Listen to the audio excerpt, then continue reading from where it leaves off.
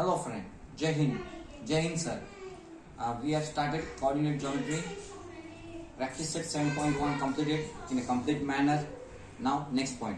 Next point is line parallel to x-axis, line parallel to y-axis, graph of linear equation in general form, and then 7.2. Okay, so one by one. Line parallel to each other. When I say that two lines are parallel to each other, for example, when I draw two lines, this is one line and this is second line. When I say these two lines are parallel to each other, what does it mean? It means that distance between line L1 and L2 is constant. इन दोनों line के बीच में जो भी distance होता है, जितनी भी मैंने खींची इस साइड पे, उन दोनों में जो डिस्टेंस होने वाला है वो एक समान होने वाला है. Then only we can say that two lines are parallel to each other. अच्छा, पैरेलल का मतलब होता है एक समान लाइन होती है और उनमें जो गैप होता है वो एक समान होता है, कांस्टेंट होता है. कितना है वो आगे देखेंगे, पर एक समान होता है. बस एक बेसिक कंसेप्ट ध्यान में रखो. अब हम सीखने वाले हैं line parallel to x axis. अब एक्स एक्सिस क्या है, वाई एक्सिस क्या है, सबको पता है. जैसे कि यहाँ पे मैं ड्रॉ करके देखा था, एक हॉरिजॉन्टल लाइन, एक vertical line, both are perpendicular to each other. इसने बोल दिया ओरिजिन होती है एक्स एक्सिस, वाई एक्सिस. किसी को कोई दिक्कत नहीं सर? ठीक है. अब कुछ तो भी पॉइंट्स होते हैं जैसे कि 1 2 3 4 5 6 7, 1 2 3 4 5 6 7. वैसे 1 2 3 4 5 6 7, 2 3 4 5 6 7. इस साइड में भी 1 2 3 4 5 6 7 8, -1 -2 -3 -4 -5 -6 -7. आगे भी जा सकते हैं. 1 2 -1 -2 -3 -4 -5 -6 -7. ये हमने बनाया. इसे कहते हैं coordinate geometry. Two axis, x axis, y axis. ठीक है. फर्स्ट सेकंड थर्ड फोर्थ वो सब हो चुका है. अब मुद्दे की बात. 8th स्टैंडर्ड में हमने सीखा x equal to 4. Draw the graph x equal to 4, x equal to 4, x यहाँ पे 4 है, 4. तो हम क्या करते हैं, एक स्ट्रेट लाइन ड्रॉ करते हैं, नहीं तो हम परपेंडिकुलर लाइन ड्रॉ करते हैं. We are drawing line L is perpendicular to x axis. ठीक है, परपेंडिकुलर टू x एक्सिस. अब ये परपेंडिकुलर है किसको, x एक्सिस को. अब y भी एक एक्सिस है, ठीक है, वो भी परपेंडिकुलर है किसको, परपेंडिकुलर है x एक्सिस को. When two lines are perpendicular to each other, then we can say that two lines are parallel to each other. क्या कहा, line parallel to x axis. अब किसको, अब जो मैंने लाइन बनाई वो लाइन किसको पैरेलल है, x एक्सिस को पैरेलल है क्या, y एक्सिस को पैरेलल है. हाँ, I can say that line L is parallel to y axis. जब यहाँ पे परपेंडिकुलर होता है, देखो यहाँ पे भी एक जैसे एक लाइन है, यहाँ पे एक परपेंडिकुलर है, यहाँ पे एक परपेंडिकुलर है, वो अपने आप क्या होता है, that two lines are parallel to each other. मैंने x इक्वल टू 4 एक लाइन खींची, पर खींचते समय दिमाग में रखा कि यहाँ पे परपेंडिकुलर आना चाहिए, तब जाके एक लाइन खींचे. तो इसमें जो गैप होने वाला है हमेशा कितना होने वाला है, कितना होना है, x इक्वल टू 4 का गैप होने वाला है. तुम जितना ऊपर खींचो नीचे खींचो, सबके बीच में गैप कितना होने वाला है, 4 का होना है. तो हम कहेंगे line L is parallel to y axis. इस साइड में पॉसिबिलिटी, अगर किसी ने दिया x equal to -4, same x equal to -4, सिर्फ -4 यहाँ पे आने वाला है. मैं यहाँ से एक परपेंडिकुलर ड्रॉ करूंगा, यहाँ से एक परपेंडिकुलर ड्रॉ किया, ठीक है, और यहाँ पे परपेंडिकुलर, यहाँ पे परपेंडिकुलर है, यहाँ पे भी परपेंडिकुलर है. When two lines are perpendicular to the same line, then we can say that two lines are parallel to each other. यहाँ पे line L2 is parallel to y axis, नहीं तो L2 is parallel to L1. कैसे, L is parallel to y axis, L2 is parallel to y axis, तो आपस में L is parallel to L2. अब L2 और L किसको parallel है, y एक्सिस को है. हाँ, अब जैसे y एक्सिस को मैंने दो लाइन पैरेलल दिखाई, अब x एक्सिस को दिखाने है, तो कोई देंगे हम तुमको y इक्वल टू 5 दिया. अब y इक्वल टू 5, 1 2 3 4 5, कहीं तो भी यहाँ पे 5 है, y इक्वल टू 5. यहाँ पे एक लाइन ड्रॉ की मैंने, कैसी लाइन ड्रॉ की, परपेंडिकुलर ड्रॉ की. जैसे इसका नाम दिया मैंने L2 नाम दिया, L2 यहाँ पे परपेंडिकुलर है, यहाँ पे भी परपेंडिकुलर है. Now both the lines are perpendicular to the same line y axis. अब मैं कह सकता line L2 is parallel to x axis, L2 is parallel to x axis. अगर किसी ने दिया y इक्वल टू -4, -4 कहां पे आने वाला, यहाँ पे आने वाला. यहाँ पे एक लाइन में ड्रॉ की, पर कैसी लाइन ड्रॉ की, लाइन परपेंडिकुलर ड्रॉ की. ठीक है, किसको perpendicular, y axis. x axis यहाँ पे परपेंडिकुलर है, यहाँ पे भी परपेंडिकुलर है. इसको मैंने नाम दिया L3. x एक्सिस और L3 are parallel to each other. आगे चल के L2 and L3 are parallel to each other. तो बस कहने का मुद्दा, इसके बीच में जो डिस्टेंस होने वाला है वो कितना होने वाला है, 5 होने वाला है. L2 और x एक्सिस में कितना डिस्टेंस होने वाला है, क्या 5 यूनिट का होने वाला है. तब जाके हम बोलते हैं L2 is parallel to x axis. Same नीचे कितना गैप है, -4 का गैप है. -4 करने तो 4 यूनिट बोल सीधा, 4 यूनिट का गैप है इन दोनों के बीच में. अगर गैप सेम है तो हम बोलेंगे L3 is parallel to x axis. Parallel मतलब कांस्टेंट डिस्टेंस.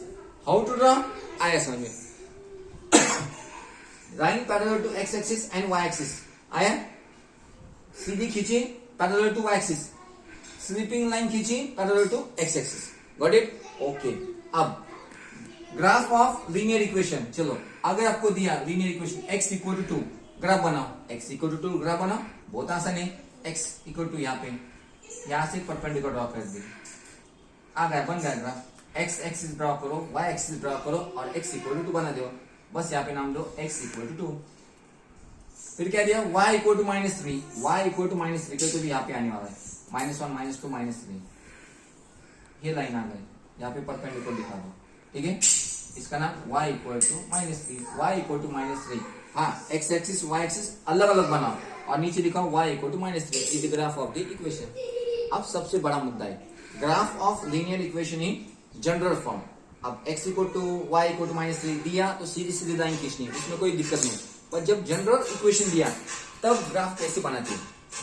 चलो, जनरल इक्वेशन इन लीनियर, जैसे कि ax plus by plus c equal to 0, इसे कहते हैं linear equation in two variable. Linear equation two variable x है y है. a b c क्या है, कोई तो भी वैल्यू होने वाली, 2 4 5 6 a b c belongs to real number. ठीक है, जैसे एग्जांपल दिया मैंने. एग्जांपल क्या दिया, 2x minus y plus 1 equal to 0 दिया. ठीक है, तो मैं क्या करता, y को उधर भेज देता तो और आसान हो जाएगा. 2x plus 1 equal to y. अब y की वैल्यू इतनी आ गई, y equal to 2x plus 1. एक तो y की वैल्यू निकालो, नहीं तो x की वैल्यू निकालो.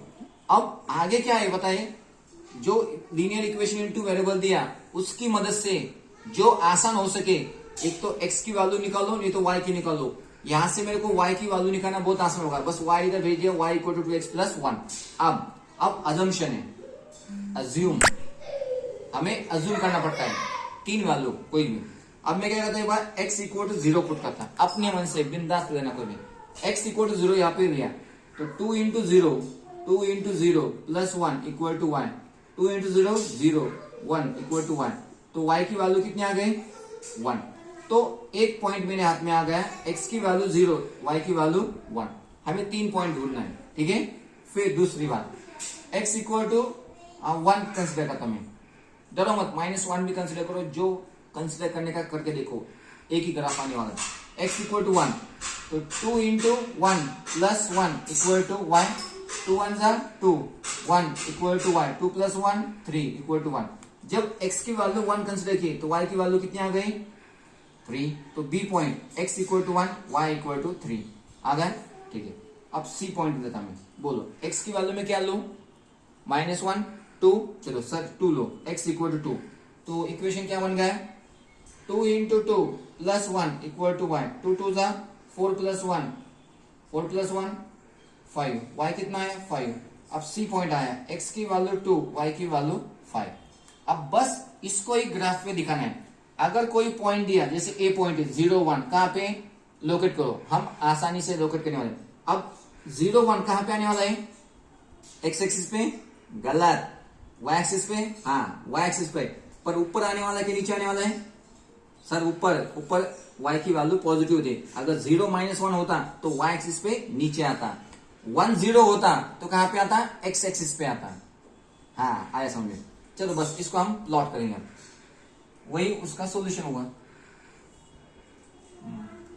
थोड़ा ठीक ठाक ड्रॉ करता, बच्चे दिखते हैं, बच्चे नादान होते हैं, बच्चे समझते हैं।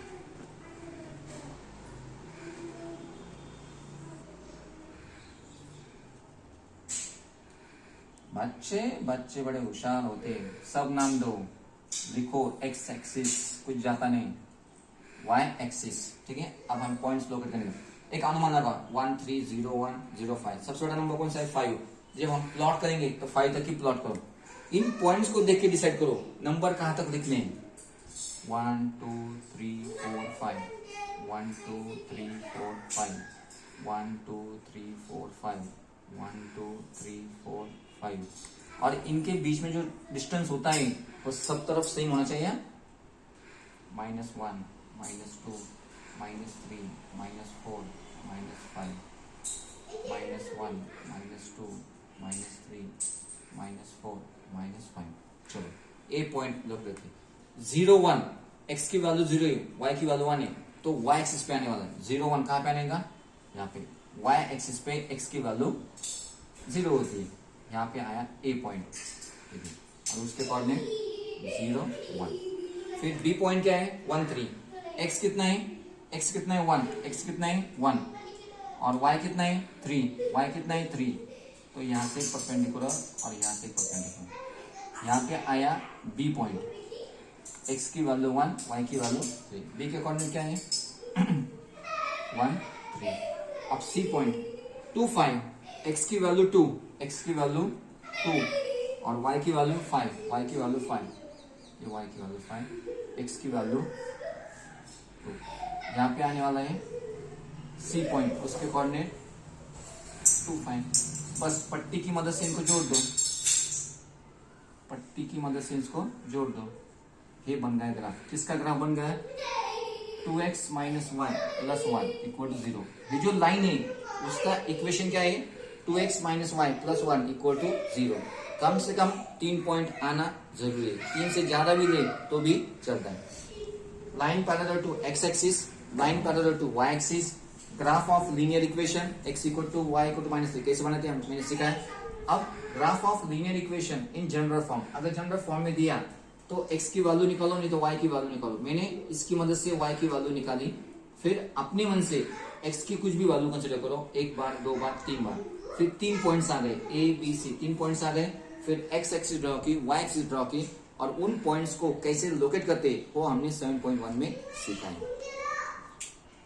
चलो सेम क्वेश्चन मैंने कहा था जो पॉसिबल है मैंने अब भी सॉल्व किया। कैसे सॉल्व किया था, 2x + 1 = y, y की वैल्यू मैंने ढूंढ ली, y = 2x + 1।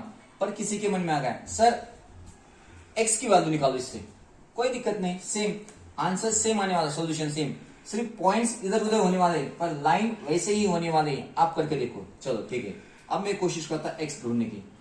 2x = y - 1, 2x अपनी जगह पे, माइनस का प्लस, प्लस का माइनस, तो x की वैल्यू कितनी आ गई, y - 1/2, ठीक है। अब x की वैल्यू आ गई, अब हमें y कंसिडर करने का, इसमें क्या करने का, एज्यूम। अब क्या एज्यूम करने का, y।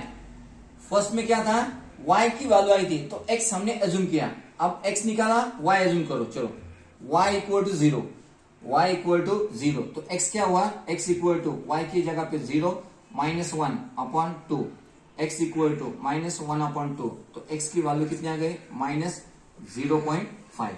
पक्का, हाँ चलो एक पॉइंट आ गया, उसकी वैल्यू है उस a, पहले x लिखना था, 0.5 -0.5 और y की वैल्यू 0। चलो दूसरी बात, y की वैल्यू में 1 पुट करता, y की वैल्यू 1 पुट करता, तो x = 0 माइनस, x = y की जगह पे 1 - 1/2, x क्या तो 1 - 1 0/2, 0/anything क्या होता है, 0 होता है। चलो b पॉइंट आ गया, b की कोऑर्डिनेट्स क्या आ गए, एक x की वैल्यू 0, y की वैल्यू 1। हमेशा x पहले लिखना, y बाद में लिखना। चलो अब मैं c पॉइंट ढूंढने की कोशिश करता, अब एक बार y की वैल्यू 0, एक बार y की वैल्यू 1, एक बार y की वैल्यू क्या पुट करो बच्चों, 2 पुट करो या 3 पुट करो, चलो 3 कुछ भी पुट करो, कोई दिक्कत नहीं होता। y इक्वल टू 3 पुट करके देखता, तो x equal to 3 minus 1 upon 2, x equal to 3 minus 1 2 upon 2, x equal to 2 upon 2 1। चलो C पॉइंट आया, कोऑर्डिनेट्स क्या आ गए, x1, y की वैल्यू 3।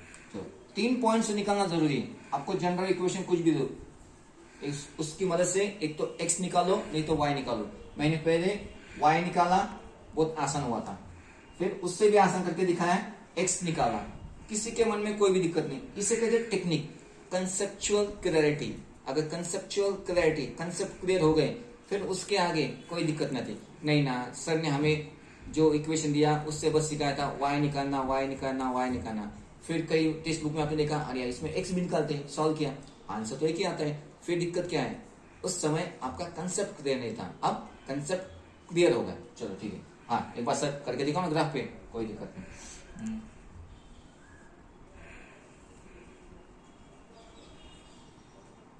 चलो बच्चों, अब सीधा मुद्दा, मैंने x एक्सिस y एक्सिस बना दी, कोई दिक्कत नहीं। अब a माइनस 0.5, x की वैल्यू कितनी, माइनस 0.5, कहाँ पे आने वाली है, कहीं तो भी यहाँ पे आने वाली, यहाँ पे 1 है, उसके बीच में माइनस 0.5, यहाँ पे a पॉइंट आया, ठीक है, a पॉइंट। b पॉइंट कहाँ पे आने वाला है, 0 1 कहाँ पे आने वाला है, x एक्सिस 0, y की वैल्यू 1, 0 1 कहाँ पे आने वाला है, 0 1। फिर 1 3 कहाँ पे आने वाला है, अच्छा माइनस 0.5 यहाँ पे आने वाला है बाउलो। यहाँ पे y एक्सिस है, यहाँ पे आने वाला x एक्सिस, यहाँ पे होती है x एक्सिस पे x की वैल्यू होती है, y की वैल्यू 0 होती है, तो माइनस 0.5 कहाँ पे आने वाला है, यहाँ पे आने वाला है, यहाँ पे a पॉइंट आने वाला है, हालांकि यहाँ पे नहीं, यहाँ पे आने वाला है a पॉइंट, b पॉइंट 0 1 यहाँ पे आने वाला है b पॉइंट, और c पॉइंट 1 3, x1 y की वैल्यू 3 कहीं तो भी यहाँ पे x की वैल्यू 1 y की वैल्यू 3। फिर इन तीनों पॉइंट को जोड़ के दो। अब यहाँ पे थोड़ा डिस्टेंस चेंज हो गए। पहले तुम जो ग्राफ बनाने वाले है किसके, y equal to 2x plus 1, इसके हिसाब से जो ग्राफ बनाया, फिर यही पॉइंट्स लो, दावे के साथ कहता हूं मैं, दावे के साथ कहता हूं, ये जो तीनों पॉइंट्स है उसी लाइन पे आने वाले। क्यों उसी लाइन पे आने वाले, क्योंकि ये जो लाइन का इक्वेशन है, इक्वेशन एक ही है, 2x minus 1 plus 1 equal to 0। करके देखो, पहले इससे जो मैंने सिखाया सीधा सीधा, फिर y x इक्वल टू कुछ निकालो, अपने मन से वैल्यू निकालो और उसी पे पॉइंट्स प्लॉट करके देखो। अगर नहीं आता है तो उसका फोटो स्क्रीनशॉट मेरे को भेजो, देखो फिर मैं आपको बोलता आपने कहाँ पे गलती की। मैं दावे के साथ कहता हूँ कि ये परफेक्ट है।